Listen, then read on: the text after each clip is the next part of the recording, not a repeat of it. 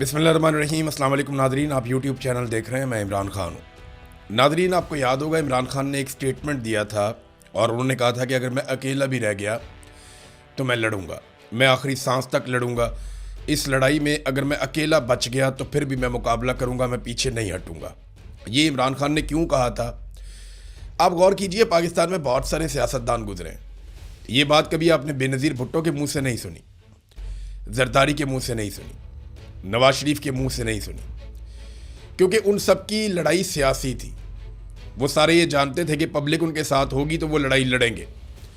इमरान खान की जो लड़ाई है वो एक बड़े मकसद के लिए है, और इमरान खान ने ये पहले कहा था कि मैं अकेला भी रह गया तो मैं लड़ूंगा, और वो साबित कर रहा है। अब अमली तौर पे अगर मैदान में कोई आदमी बचा है जो डट कर सामना कर रहा है तो वो इमरान खान है। बाकी लोग आवाज़ उठाते हैं, जोर लगाते हैं, कोशिश करते हैं, लेकिन इसके बावजूद कोई और रास्ता बचा नहीं इमरान खान के पास कि वो इस रजीम के खिलाफ लड़े या इसके साथ डील करे। अब दो ही चीज़ें रह गई है ना, इमरान खान के बाहर आने का कोई तीसरा रास्ता तो है नहीं।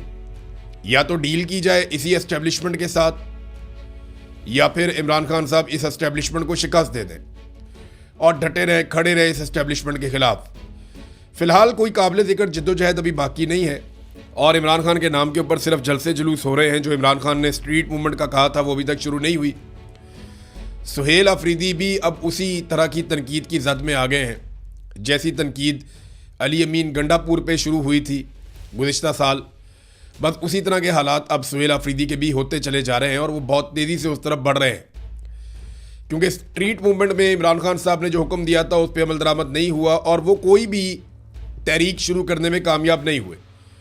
और उनके पास सबसे आसान तरीका ये है कि वो कह देते हैं कि जी तहरीक तहफ़्फ़ुज़ आईन पाकिस्तान से जाकर मिलो, उनसे पूछो क्या करना है, हम तो जनाब उनके इशारे का इंतज़ार कर रहे हैं। लेकिन मैं एक हकीकत आपके सामने रखता हूँ कि अगर तहरीक तहफ़्फ़ुज़ आईन पाकिस्तान आज भी कहे ना कि सुहेल अफरीदी 10 लाख आदमी लेकर आप इस्लामाबाद पहुँचें, तो मुझे नहीं लगता कि वो 50-60 हज़ार आदमी से ज़्यादा इकट्ठा कर पाएंगे इस वक्त भी। उसकी वजह यह है कि वो मोमेंटम जो गलियों में बनना था, चौक चौराहों में बनना था, वो मोमेंटम खैबर पख्तूनख्वा की लेवल तक भी पाकिस्तान तहरीक इंसाफ नहीं बना पाई। हाँ, जलसे हैं, तहरीक इंसाफ सबसे बड़े जलसे कर सकती है, माजी में भी करती रही है, इमरान खान के नाम पे लोग निकलते हैं, लेकिन जिस स्ट्रीट मूवमेंट का इमरान खान ने कहा था वो नहीं है ना। देखिए, इसीलिए अब मुराद सईद जैसा आदमी जिसने काफ़ी अपने आप को होल्ड करके रखा, वो बोलने पर मजबूर हो गया। मुराद सईद ने साफ बताना शुरू कर दिया, और कर्नल वाला जो वाकया मुराद सईद ने बताया कि कर्नल को जाकर कहते हैं कि इमरान खान ने तो बाहर आना नहीं, मुराद सईद तो पागल है, ये तो जिस दिन आएगा मारा जाएगा। ये मुराद सईद का एक बहुत करीबी आदमी है जिसने जाकर ये कर्नल से बात की। तो ये जो सुहेल अफरीदी की खैबर पख्तूनख्वा हुकूमत है वो अब वैसी नहीं है जिस मिशन के साथ उसको बनाया गया था, या कम से कम इस वक्त वो नहीं कर रही जो उनसे तवक्को की जा रही थी पाकिस्तान तहरीक इंसाफ की जानिब से या इमरान खान की जानिब से। लेकिन फिर भी क्योंकि ये हुकूमत इमरान खान ने बनाई है, इस हुकूमत को चलना भी है और इस हुकूमत के साथ गुजारा भी करना पड़ेगा, तो अभी तो हालात इसी तरह रहेंगे। इमरान खान साहब को अगर कोई अदालतों से रिलीफ की तवक्को थी तो याद रखिएगा कि वो 26वीं और 27वीं आईनी तरमीम के बाद ख़त्म हो गई। मैंने कई मरतबा आपको ये कहा था 26वीं और 27वीं आईनी तरमीम से पहले कि जिस दिन अदालतों में ये केस जाएगा उस दिन ये रद्दी की टोकरी में जाएगा, चाहे वो अलकादर वाला हो, चाहे वो तोशा खाना वाला हो, चाहे वो इद्दत वाला हो। इद्दत वाला तो गया ना, रद्दी की टोकरी में गया, साइफर वाला भी गया, रद्दी की टोकरी में गया। लेकिन ये बड़े बड़े मुकदमात जो ख़त्म हुए रद्दी की टोकरी में गए, ये 26वीं और 27वीं आईनी तरमीम से पहले गए।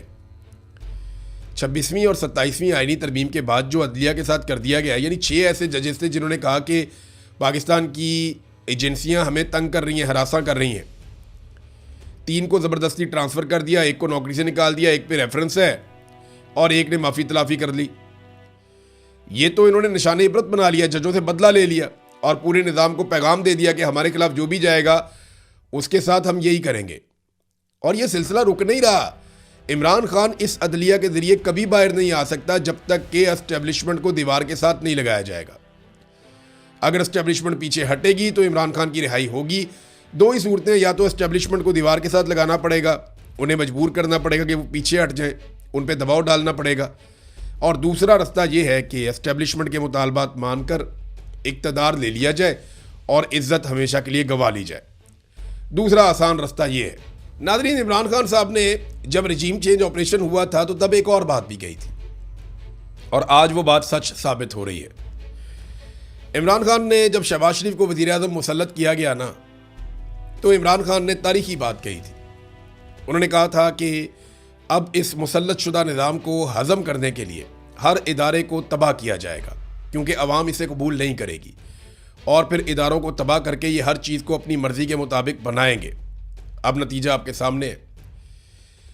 पाकिस्तान का जो सबसे बड़ा इदारा माना जाता था, पाकिस्तान की मिलिट्री, उसको भी तबाह बर्बाद कर दिया गया। जिस तरीके से आर्मी चीफ की एक्सटेंशन का तरीकाकार बदल दिया गया, जिस तरीके से उन्हें ताहयात इस्तिस्ना दे दिया गया, जिस तरीके से उसको सियासत के अंदर इन्वॉल्व कर दिया गया, और अब तो बड़े फ़ख्र से सीना ठोक कर कहा जाता है कि हाइब्रिड निज़ाम चल रहा है, जर्नैल और सियासतदान मिलकर मुल्क को चला रहे हैं। इमरान खान ने जो कहा था वो हमने होता हुआ देखा, अदलिया के साथ, पुलिस के साथ, ब्यूरोक्रेसी के साथ। तो तमाम जगह पे हमने वो तबाही अपनी आंखों से देखी। PIA जैसा इदारा जो है इन्होंने ओने पोने बेच दिया। तो क्योंकि ये तब्दीली बड़ी खौफनाक थी, इस रजीम को मुसल्लत किया गया था और क्योंकि ये हज़म नहीं हो रहा था किसी को, तो उसे हज़म करने के लिए इमरान खान ने जो जो कहा वो हमने अब होता हुआ देखा। देखिए, ये अवाम से बदला भी लेते हैं, अवाम का मजाक उड़ाते हैं, फिर इंजॉय भी करते हैं। मिसाल के तौर पे ये खबर आप देखिए कि बिजली की कीमत में इस हुकूमत ने कमी की है और एक अजीबो गरीब किस्म का रिलीफ अवाम को दिया, 1 पैसा फ़ी यूनिट। यानी अगर आप बहुत अमीर आदमी हैं और बहुत तगड़े आदमी हैं, आप 1000 यूनिट जला सकते हैं तो आपको 10 रुपये बच जाएंगे। मैं वैसे ही आपको मिसाल दे रहा हूँ, कैलकुलेशन में आपको 1 पैसे की वैल्यू बता रहा हूँ। अगर आप 200 यूनिट बिजली इस्तेमाल करते हैं, जो नॉर्मली सार्फिन की बहुत बड़ी तादाद करती है, तो आपके बिजली के बिल के अंदर जो बचत होगी वो 2 रुपये की होगी। आप यहाँ से अंदाज़ा कीजिए कि इन्होंने कई गुना बिजली की कीमतें बढ़ाई और जब आवाम को रिलीफ देने का वक्त आया तो 1 पैसे का रिलीफ इन्होंने आवाम को दिया। ये आवाम का मजाक उड़ाते हैं, उनसे बदला ले रहे हैं इस बात का कि आवाम ने इन्हें वोट क्यों नहीं दिए, और रोज़ाना की बुनियाद पर ये आवाम से बदला लेते हैं।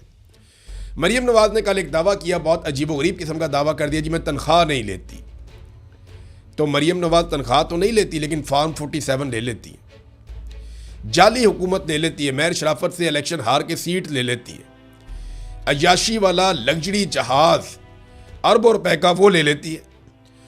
मरीम नवाज़ हर दिन करोड़ों रुपए का प्रोटोकॉल ले लेती है, गरीबों और मस्कीनों की बद्दुआएं ले लेती है, सरकारी खर्च पर बैरूनी मुल्क जाते हुए अपनी फैमिली, बेटी, दामाद, बेटी की सहेली और नौकरानियां और मेकअप वालियों को भी साथ ले लेती है, बस तनख्वाह नहीं लेती।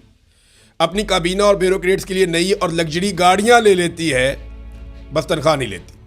सरकारी फंड से अपनी और अपने वालिद की ज़ाती तशहीर के लिए अरबों रुपए के फंड ले लेती है, मगर तनख्वाह नहीं लेती। ये कौम को बेवकूफ़ समझते हैं। अब तक के लिए इतना ही। अपना ख्याल रखिएगा, अपने चैनल का भी। अल्लाह हाफ़िज़।